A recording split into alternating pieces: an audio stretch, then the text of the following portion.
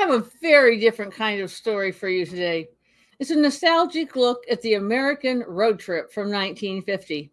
It begins as the love story of George, who was from Omaha, Nebraska, and Donna from Galesburg, Illinois. During World War II, George was in the Army, serving in Europe and later in the Philippines. Donna did her patriotic duty on the home front in many ways, including working in an ordnance factory. George was home on leave visiting his mother in Omaha, and Donna went to Omaha to visit her aunt. And it just so happens that George's mother and Donna's aunt were best friends.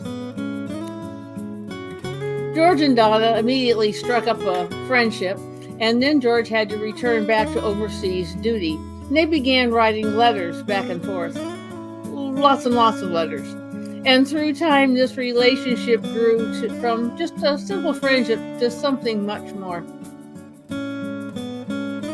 After the war, George and Donna were married, and like so many others, began their life together with the optimism of a country that had survived a Great Depression and had just emerged victorious from a Second World War. With the war and rationing over, gasoline, tires, and even automobiles were available again. People were eager to travel and see America. In July of 1950, George and Donna took the first of many road trips.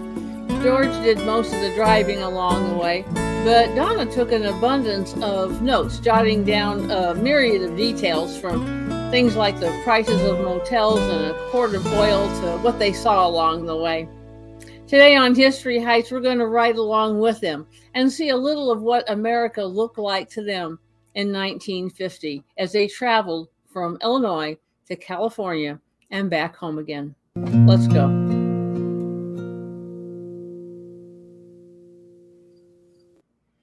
Greetings, everyone. I'm Gail Masenda. By now, you've probably guessed that George and Donna are my parents. And as their child, I am a part of that generation called baby boomer, children born right after the World War II years.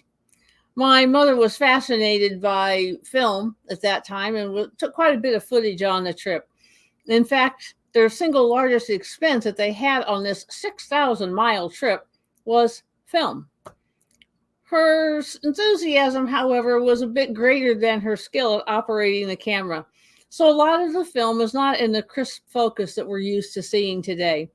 We're used to using our phones to take video and then look at it right away. And if it didn't work out, we just take another shot. Well, in her defense, she wasn't able to see what she had taken until long after they had gotten back home. It's not like she could go back and give it another shot like we do today. Even so, even with all of the faults, I think you can see the joy and the wonder that these Midwesterners had as they traveled and shared so many first experiences. From 1942 to 1945, American automakers did not build any civilian cars. Instead, they made airplanes, military vehicles, and many machines and components that were needed for the war effort. Imagine the public's excitement in 1946 when beauties like this finally rolled off the assembly line. George and Donna took their trip in the 1946 Buick Super convertible. I wish I had a good photo of their car, but it was a lot like this 1948 model. Having a convertible was nice, but there wasn't any air conditioning, and they were traveling in July. The trip began on the morning of Tuesday, July 18th, 1950, in Galesburg, Illinois. Donna noted that the odometer read 51,314 miles. This was before the interstate highway system existed, so they traveled down multiple state and U.S. highways and through many small towns. These highways were mostly two-lane affairs with little or no shoulders. There was no national speed limit, but the states could decide what the speed limit would be. Most highways ranged anywhere from 50 to 65 miles per hour. One of the best things about travel on those old highways was the ease to stop and stretch your legs and take a closer look at whatever sights or towns you encountered along the way.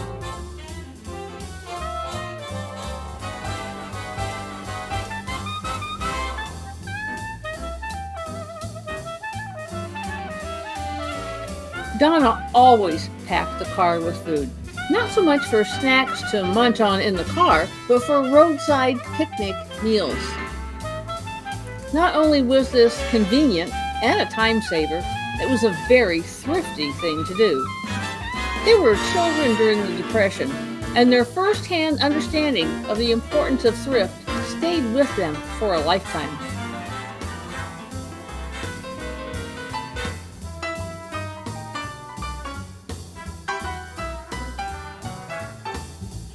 They spent their first night of the road trip in Tulsa, Oklahoma at the Anchor Court at a cost of $4 for the night. The Anchor Motor Court was not too far from downtown Tulsa and featured air-conditioned rooms with kitchenettes. They also advertised that every room had a radio and that all the beds had inner springs. Their big splurge of the day was $3.50 for supper. They toured Tulsa with an army buddy of George's before calling it a day.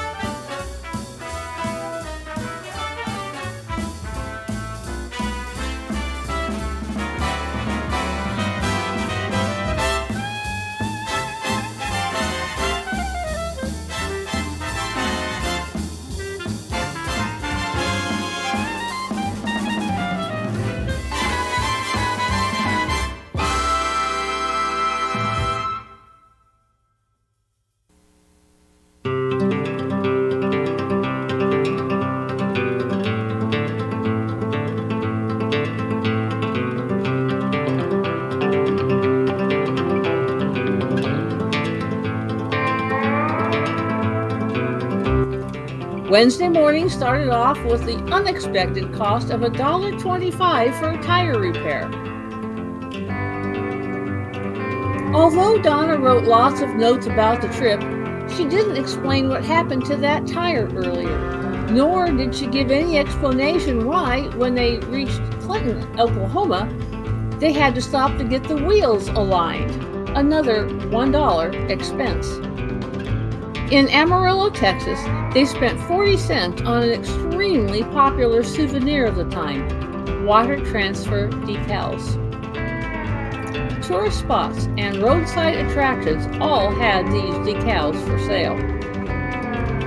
Travelers took pride in showing others the places they had visited. Most people put these decals on the side or rear windows of their car, but George and Donna never did put those decals on their cars. I don't know why for sure, but it was probably because George traded cars so often. I know George and Donna bought a lot of those decals because I remember seeing stacks of them when I was a kid, each individually packaged in a small, translucent glassine envelope. Sadly, they were lost through the years. The scenery they encountered in West Texas was totally different from their home turf. Judging by the many postcards they bought from this area, they must have found it fascinating. Postcards were enormously popular, both to keep as souvenirs, but also to mail to the folks back home. The stamp for a postcard was just a penny. Not all postcards were scenic. Some were just silly. Donna noted that they stopped at Paladero Canyon for supper. She said they were having a nice time, but they were getting tired of the rain.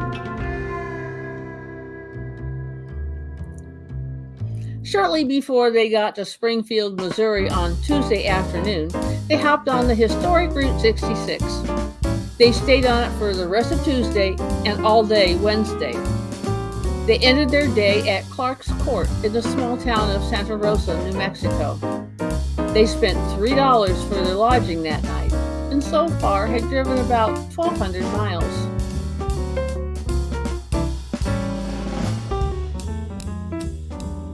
Breakfast on Thursday morning was the last of the groceries that they brought with them.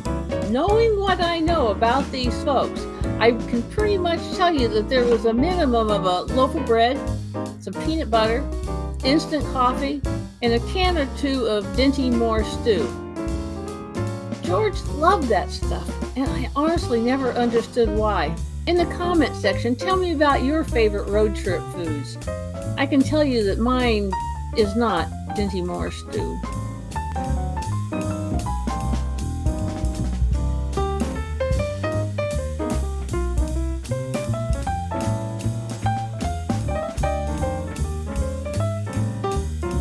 After a stop in Albuquerque to do a little sightseeing, they picked up 90 cents worth of groceries. The car needed some attention, but George could easily handle that. They bought a quart of oil, but also spent $2.68 for grease.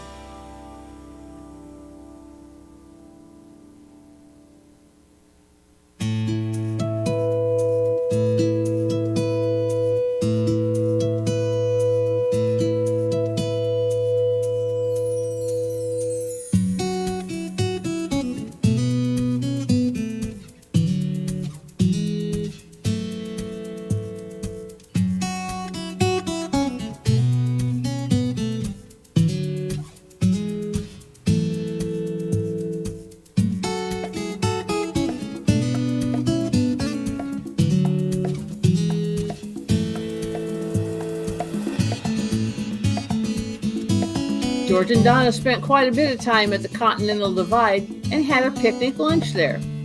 They spent another 70 cents on souvenirs, and you already guessed, more decals and more postcards. It's easy to tell what places they enjoyed because of the movies they took and the souvenirs they purchased. The decals are long gone, but the movies and postcards and Donna's notes still exist. And that's what I'm sharing with you in this video. I know that they took a great number of still photographs too, but those are also sadly lost to history.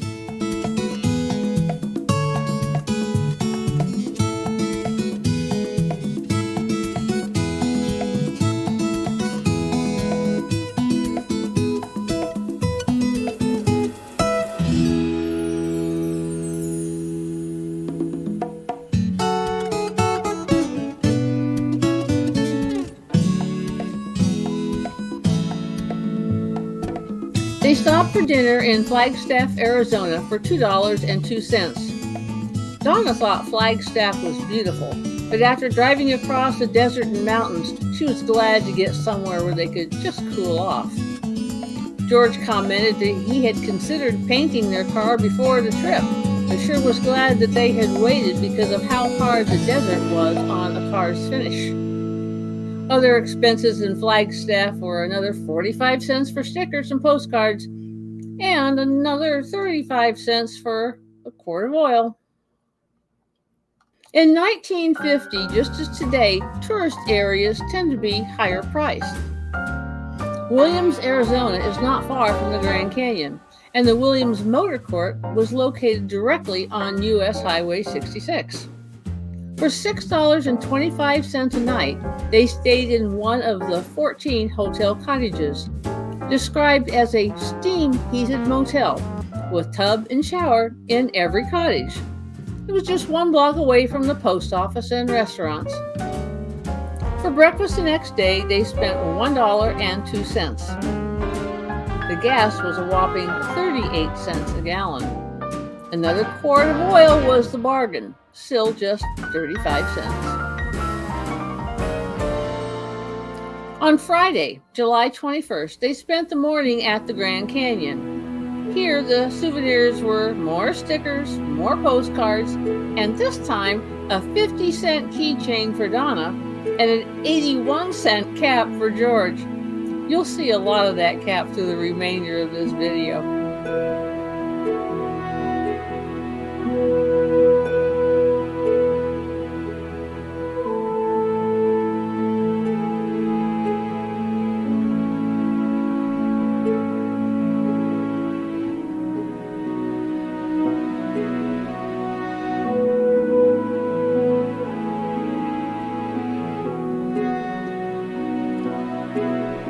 Donna thought the Grand Canyon was a beautiful place and worth the trip just to see it.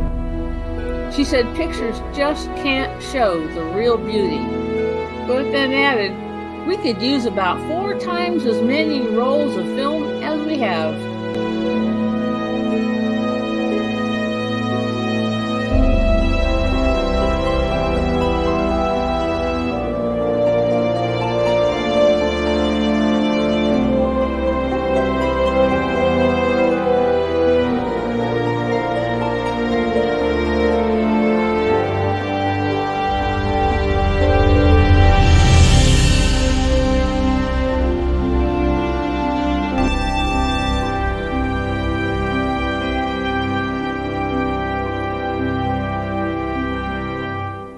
Their route took them through Wickenburg, Elsmore, and finally to La Mesa, California, just a few miles from San Diego.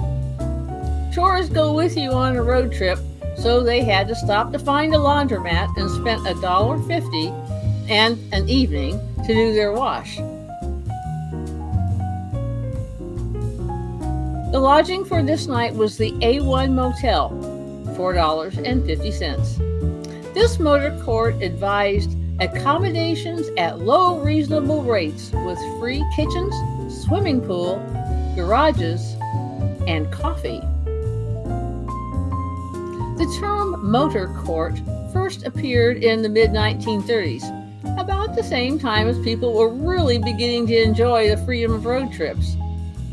Motor courts typically consisted of a grouping of small cabins or cottages, often of a novelty architecture, usually with a small kitchenette, and had a place for the traveler to park the car right next to the cabin. The new highway system of the 1950s, the interstate, went around most towns and made access to motor courts difficult. The next trend in lodging for the traveler would be the motel, a word combined from the terms motor court and hotel. And in time, more and more motels were owned by corporations, and that simply ran the mom and pop motor court owners out of business. On Saturday morning, George and Donna drove to Tijuana, Mexico.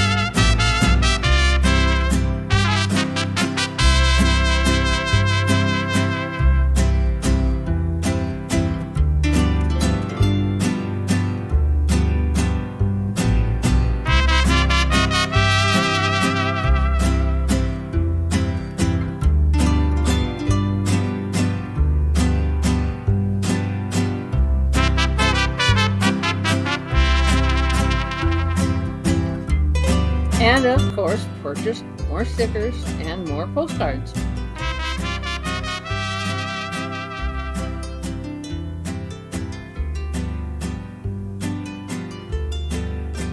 This time Donna added a necklace to her souvenir packages.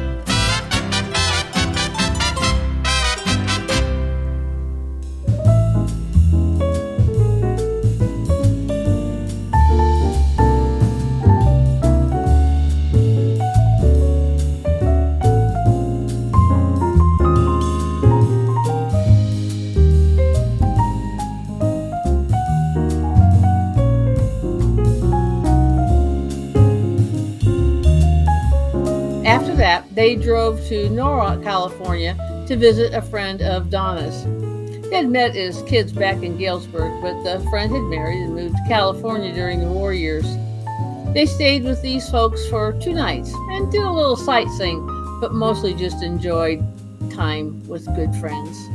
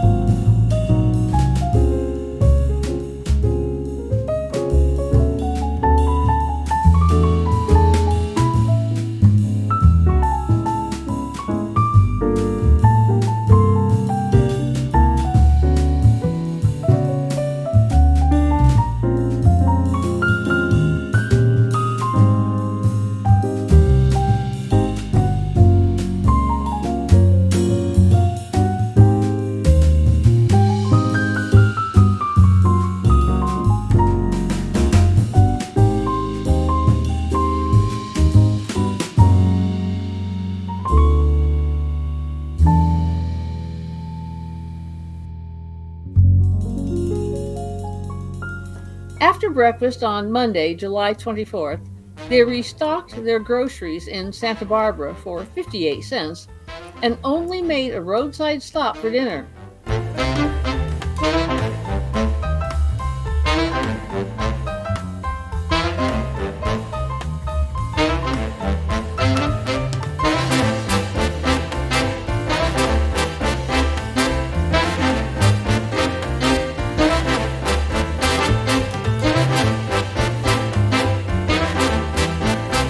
They traveled up the California coast through Malibu Beach, San Luis Obispo, and ended up in Palo Alto, California.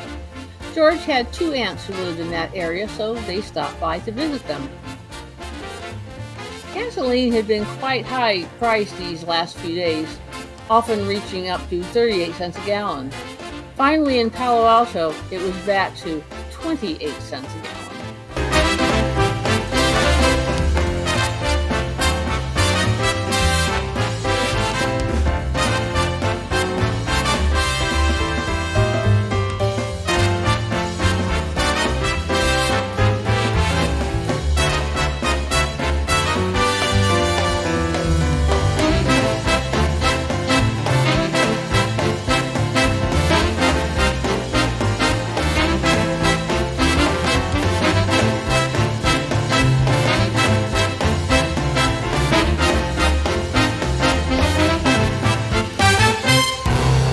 Lodging for both Monday and Tuesday nights was the Caso Paulo Speedway Motel for $5 per night.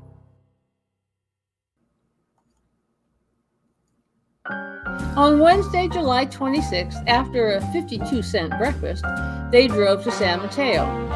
The toll bridge there cost 50 cents, a substantial cost considering what they were spending on meals for the two of them. In Oakland, with always the watchful eye on the budget, they bought more groceries for $1.61, but had to spend another 50 cents on another toll bridge. Then came the single largest purchase of the entire trip, a whopping $11.41 for movie film. That's nearly $150 in today's value. Lunch in San Francisco that day was $1.45. They took a boat ride for $2.30 that took them into the San Francisco Bay, where they got a good look at that famous bridge, the cities, and Alcatraz.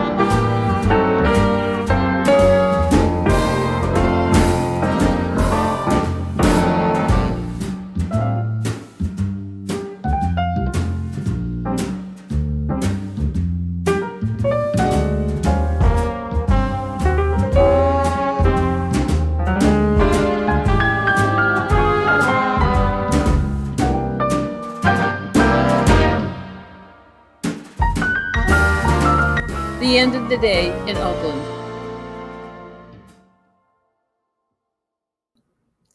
On Thursday, July 27th, they drove through Sacramento, California, and on to Reno, Nevada.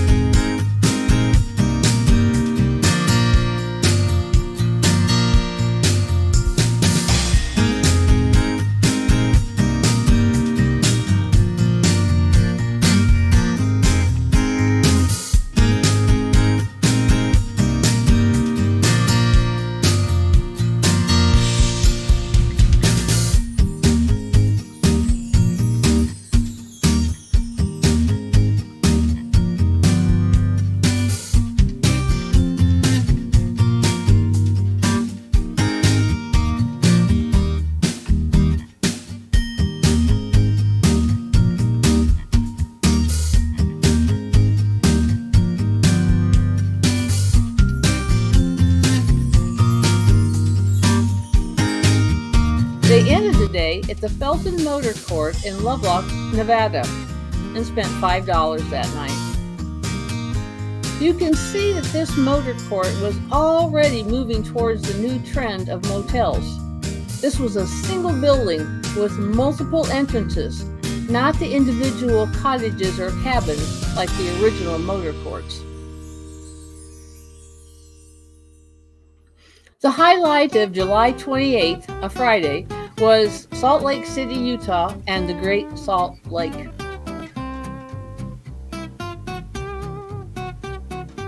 More groceries, more car stickers, more postcards, and of course, more gas, and even more oil, and another $1.90 for grease. These postcards from the Great Salt Lake always fascinated me as a child. They came with that small bag of salt sewed to them. I remember when those bags were very full of salt, but they're empty now. George and Donna treated themselves to $2.14 dinner and called it a day. Before hitting the road on Saturday, they purchased a few more groceries. By lunchtime, they were in Granbury, Colorado.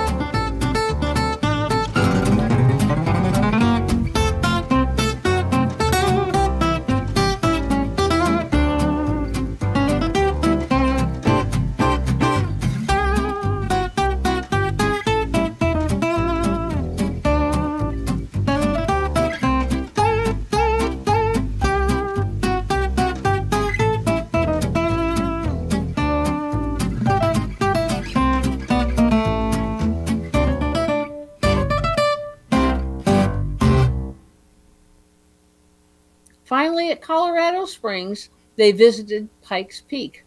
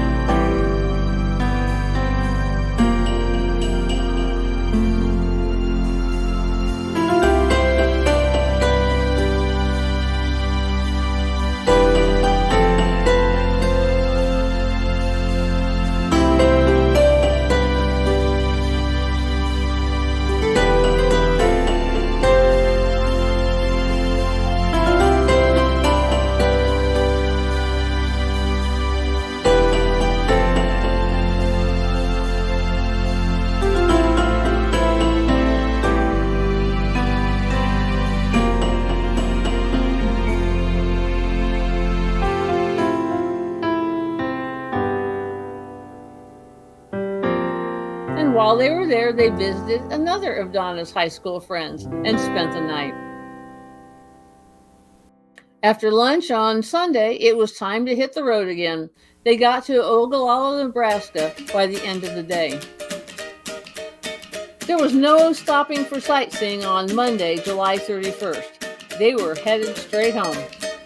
But there was a delay for another tire repair and an inner tube replacement for a total of $7.95. They also spent a little bit more money for those roadside meals, more fuel, more oil, and more grease.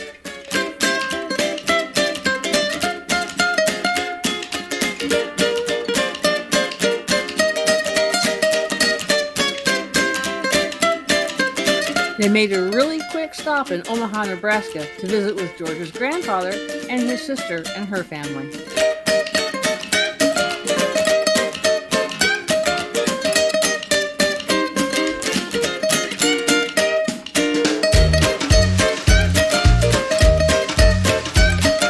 The gasoline for this trip ran from about 26 to 38 cents a gallon. Now, before you get too excited about this, by the time we adjust it for inflation and all that stuff, it actually comes out to about $4 a gallon in today's money. I'm recording this in August of 2024. A couple days ago, I filled my car and I paid $3.50 a gallon. And my car gets 29-30 miles to the gallon. Their Buick Super got a little over 13 miles to the gallon. So in that way, the good old days weren't quite as good as we think they might have been, you know? Oh, and my car has air conditioning. Theirs didn't. I think that's a big win for today. By the time they got back to Galesburg, in 15 days, George and Donna had driven 6,000 miles and spent $138.85 for gasoline, $40.50 for motels, $32.25 for restaurant meals, and $41.10 for everything else, which included 13 quarts of oil, by the way.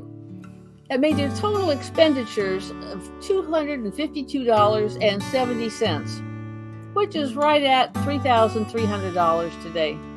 Most importantly, they made memories to last a lifetime and were inspired to take many, many more road trips in the years to come. I hope you're ready to take a trip of your own too, because we can learn from the past, but we don't live there. Go be awesome today. Make your own history. Stick around for some more great stories of American history, like these.